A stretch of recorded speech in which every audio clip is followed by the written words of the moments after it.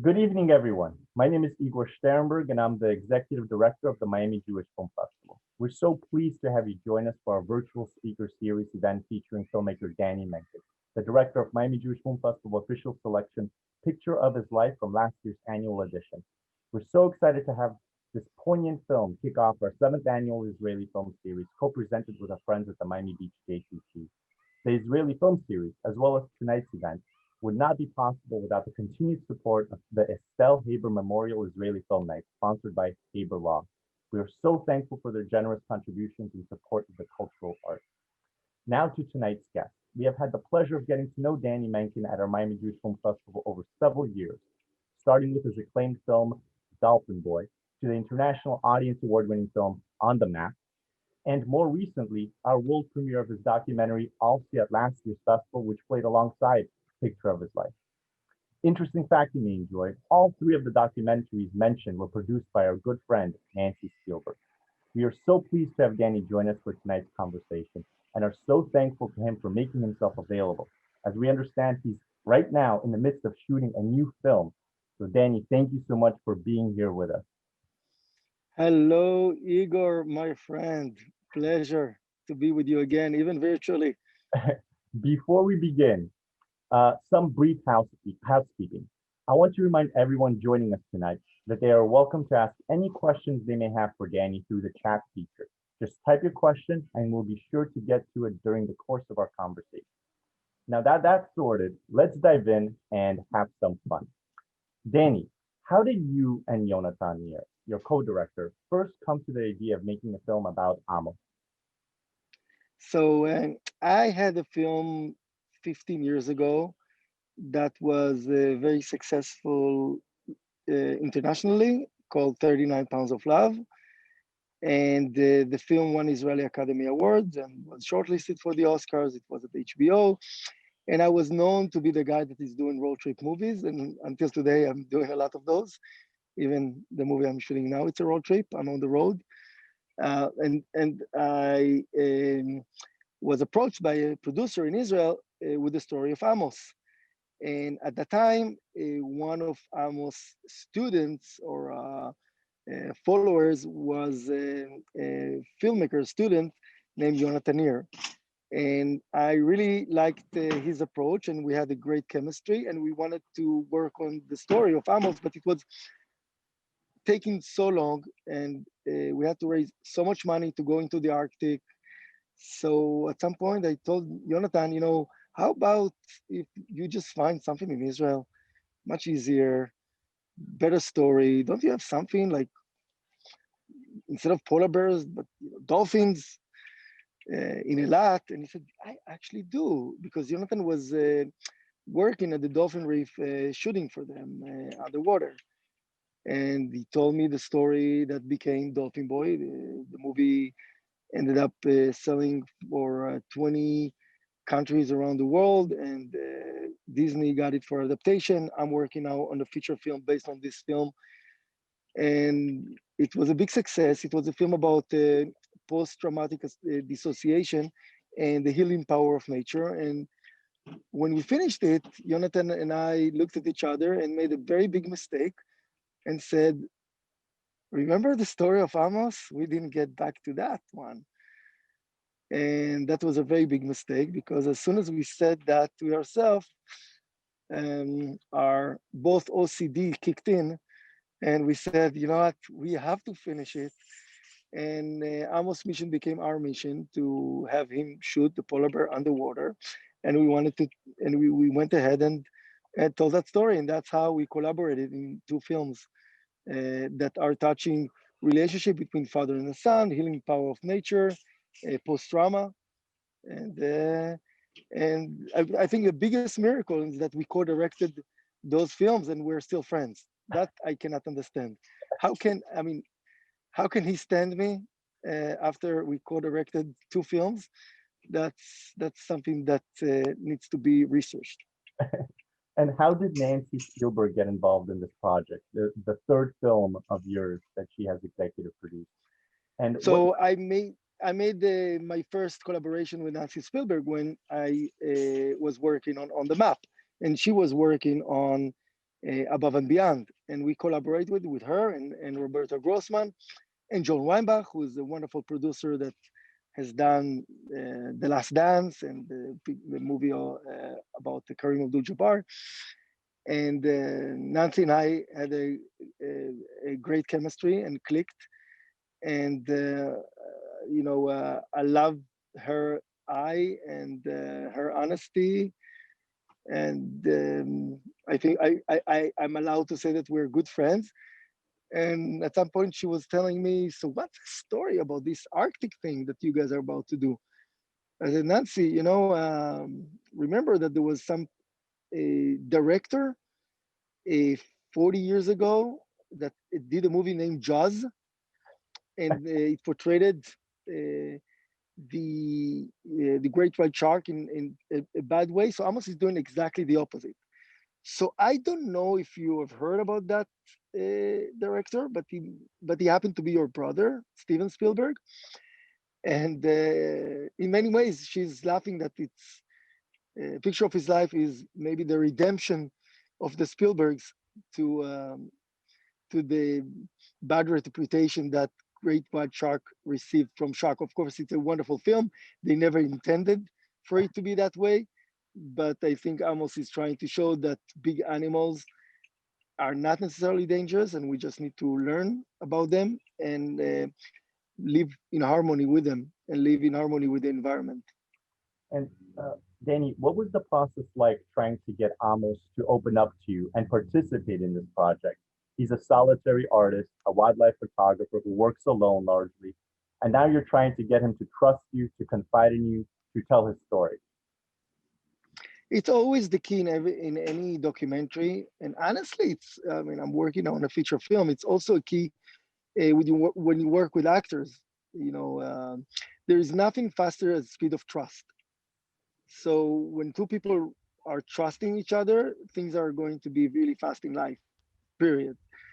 And it took time because Amos had to tell a lot of painful stories about his father and about the war. And then when he did trust us, and it happened mostly in the Arctic, he started to open up and share stories about his past. And I think it was part of his healing process as well. What were you thinking, and what were your emotions like the moment you saw Amos finally succeed in capturing this magnificent photo of the swimming polar bears? I was relieved because Jonathan and I were on separate boats shooting from the outside, and we're just hoping that we are not going to see blood because that will turn the movie to something completely different, which we did not intend. And we're not sure if the Miami Jewish Film Festival will want to screen it. So we were very nervous. And as soon as we saw that Amos is actually going out and he's really happy and he's doing his fist out, and we felt really relieved because we did not know it was possible that Amos will go to the Arctic and will not find anything. Did you And then what about our time, our energy, and the amount of money that so many others invested in it? did you have a contingency plan if he wasn't able to get the photo? Like, was there a plan B? Honestly, there was no plan B for him not taking the photo, but I mean, we will have to change the script. Uh, as somebody who likes happy ending, I'm very happy that he did take the shot of the polar bear. So we were very determined to get it, but it was a risk. Did you ever feel yourself in danger out in the wildlife while making the film? Was your life ever at some risk? There were two moments that I felt like I was personally in danger. One of them, if you guys have seen the movie and you saw this dude that took us on this private plane, after we took 5 planes to the further place in the Arctic, then there is another private plane taking us to the bare land, to nowhere. And if you see that dude, you're not going to take an Uber with him, you know, and you're stuck there. Somebody will say, oh, I'm not going, and just like that's where you pray to God and you cross, you do all the gods that are out there. And then now maybe I'm going to land, maybe we're not going to be able to land. I mean, there is no airport, yeah, for those of you who've asked. And the second thing is that when you're in the Arctic, the polar bear can just come quietly to your tent And when you need to go to the bathroom, you need to take somebody with you.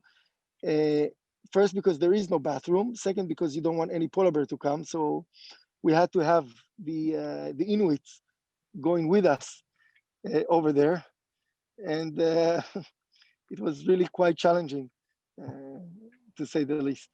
And Danny, what did you learn about yourself as an artist, as a filmmaker, from this intimate experience of getting to know and learn from an artist like Amos? I would say mainly just overcome fears, because as artists and as human, by the way, everybody have are facing fears. Every movie, even this one that I'm shooting now, I'm like, oh my gosh, am I really doing it? And it's who knows what, and you're starting from scratch. And Amos is jumping to the water again with the same big predator that chased after him 10 years ago.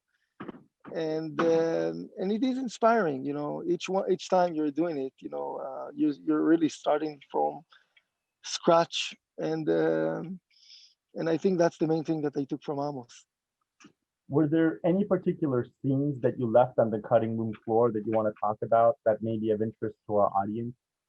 The bottom line is, if it's in the cutting room, maybe I felt like it's not as interesting. I would say that if it was in my hands, I will show a little bit more about the love life of Amos, the one that he has, the one that he sometimes doesn't have, all the women that he was with, and the relationship with his girlfriend. That was pretty challenging. I thought it could be pretty funny. He didn't want it, and at some point when he did, we kind of finished the movie. So I would say that's an aspect that kind of left in the editing room, and I would have incorporated it into the movie. And But maybe it will wait for the feature film, the narrative. what do you hope audiences will take away from your film? There are so many messages that Picture of His Life leaves you with. But what is the overarching one that you want audiences to have when they finish the film and leave it? It's true to this film, mainly because it's there, but I will say it's true for life and for other movies, is that everyone is facing challenges. This year, 2020, was a year a lot of people will say, just scratch that. But as Leonard Cohen says at the end of the film, there is a crack in everything, and that's how the light gets in. And that's the main thing I think people can take from the movie. And the second thing is the transformation that Amos went through, from being a soldier in the Israeli army to become a soldier for Mother Nature. As we mentioned at the start of our conversation, and you referred to it through our conversation too, you are now in production on your next film, which I believe is a narrative feature. What were the experiences you learned from making Picture of His Life that may have positively contributed to the start of this new production? Are you ever thinking about a moment in Picture of His Life while you're making this new film that has been an influence? I would say that it's a long journey, and jump to the water, and just be persistent uh, in making films.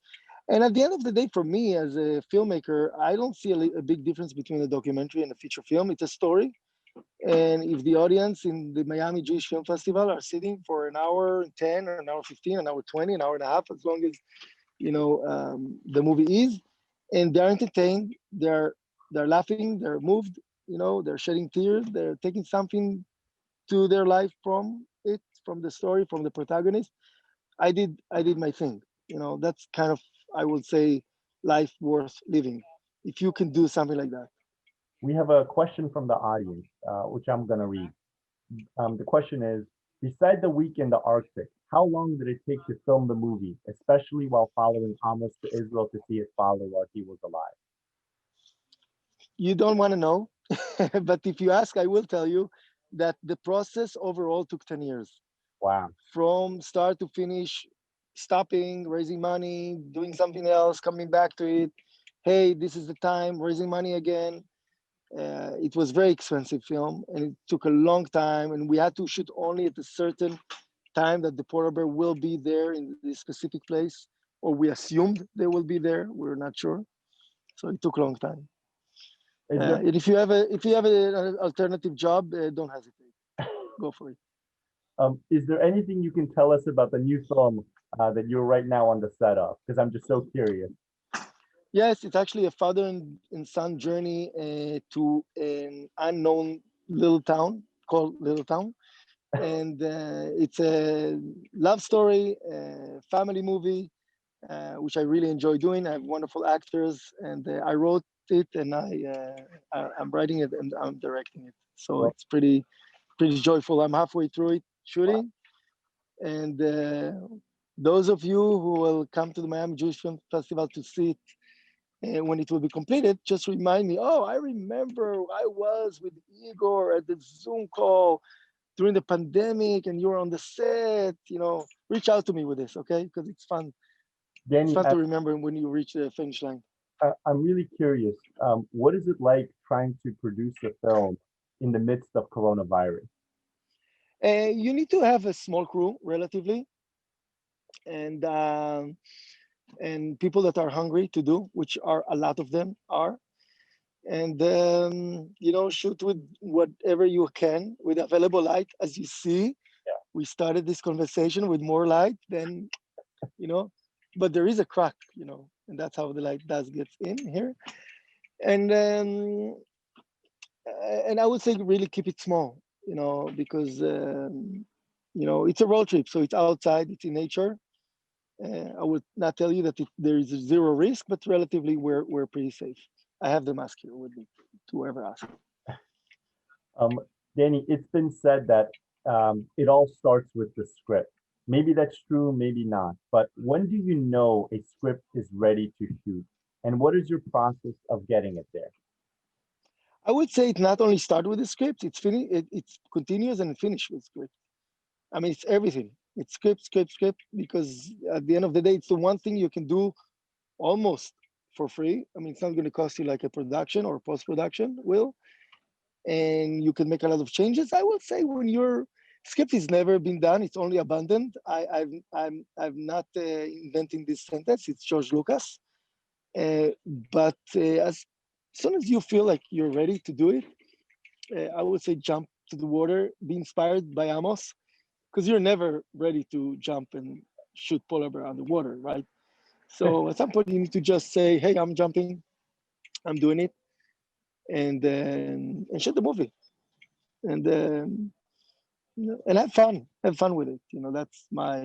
That's what I tell myself sometimes. Danny, film, perhaps more so than any other popular art form, is the compromise between art and commerce. How has your art been shaped by both the money you have or not have? Do you create with budget limitations in mind, in other words?